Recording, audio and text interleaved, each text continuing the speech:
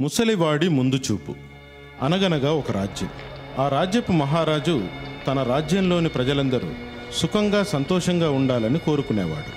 ప్రజల యోగక్షేమాలు తెలుసుకునేందుకు ప్రతిరోజు నగర పర్యటన చేసేవాడు.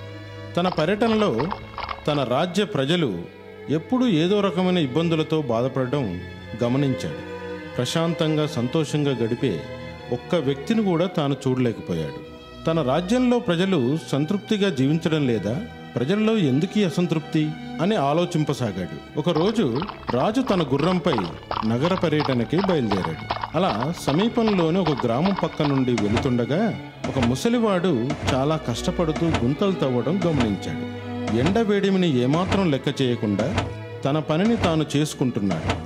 రాజు ముసలివాడి వద్దకు వచ్చి తను చేస్తున్న పనేంటో అర్థం కాక కుతూహలంగా ఇలా అడిగాడు. అయ్యా, మీరెవరు? ఇంత మండుటెండలో మీరేమి చేస్తున్నారు అన్నాడు. ముసలివాడు రాజుగారిని చూసి ఆశ్చర్యపడి తన రాజ్యపు మహారాజు తన వంటి సామాన్యుని వద్దక అనుకొని ఇలా అన్నాడు.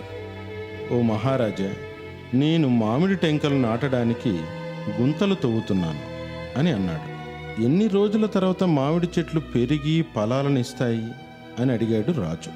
5 సంవత్సరాల తర్వాత ఫలాలు కాస్తాయి అని సమాధానమిచ్చాడు ముసలివాడు.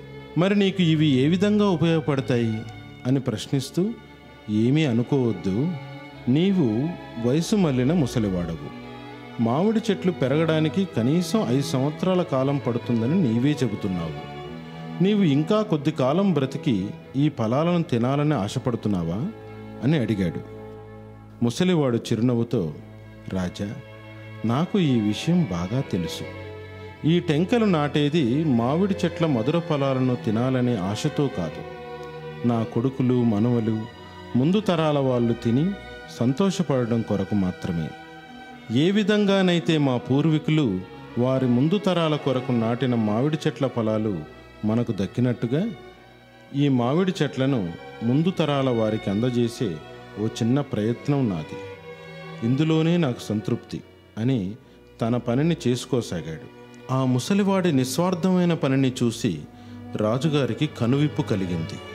తన రాజ్యం మొత్తాన్ని కూడా ఈ విధంగానే ముందు తరాల వారి కోసం ఏదో ఒకటి చేసేట్లయితే రాజ్యం సుభిక్షంగా ఉంటుందని అర్థమై తిరుగు ప్రయాణం అయ్యాడు.